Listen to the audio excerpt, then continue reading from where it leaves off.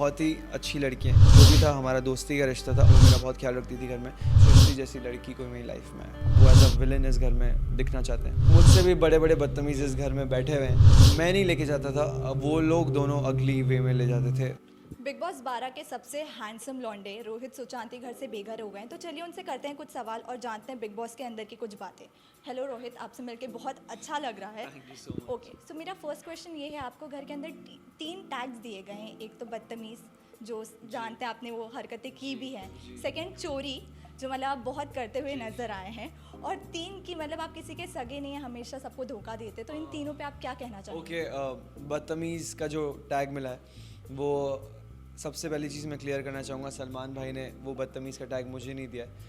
वो मुझसे भी बड़े बड़े बदतमीज़ इस घर में बैठे हुए हैं, जिन्होंने मुझसे ज़्यादा बदतमीज़ी करी है, लेकिन अब उनका नाम नहीं आया, मैं फंसा इसमें। हर किसी ने मुझ पे डाल दिया, तो बट मैं अच्छे से ग्रेसफुली एक्सेप्ट करूँगा इस टैग को।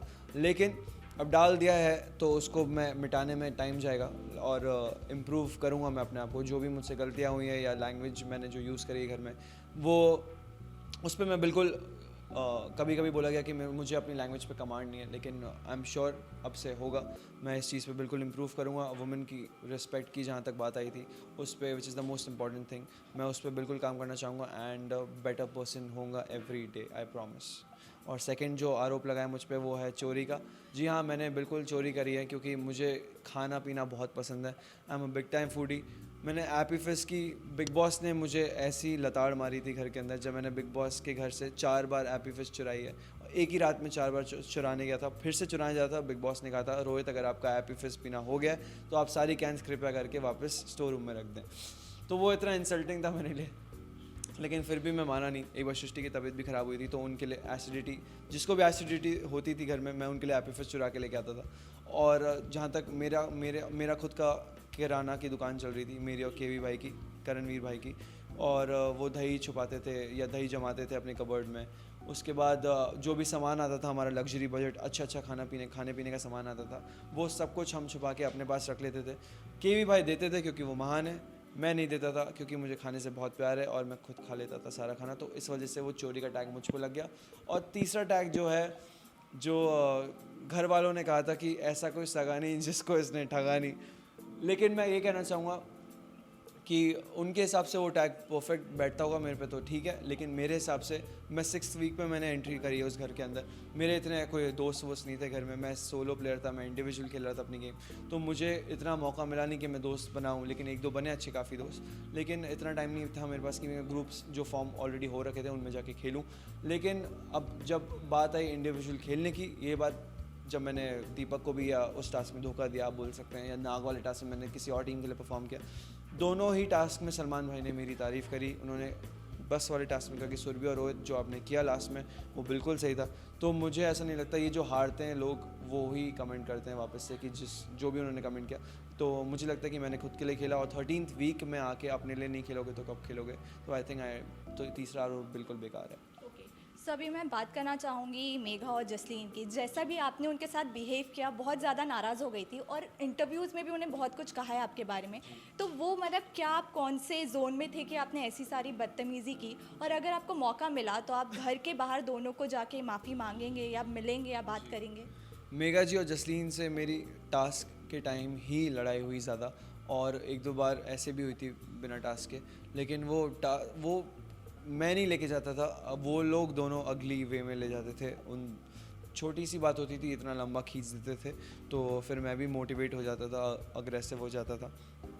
तो उसके लिए मैंने उनसे माफ़ी भी मांगी, मेगा जी से, जसलीन से घर में माफ़ी भी मांगी। और जसलीन ने ये बात मुझे खुद बोली जाते जाते, जब वो इविक्ट हुई, कि घर की लड़ाई हम घर में रखेंगे, बाहर हम अच्छे दोस्त हैं। और डेफिनेटली मैं भी यही मानता हूँ, और बाहर आके मैं मेगा जी, जसलीन दोनों से ही मिलना चाहूँगा।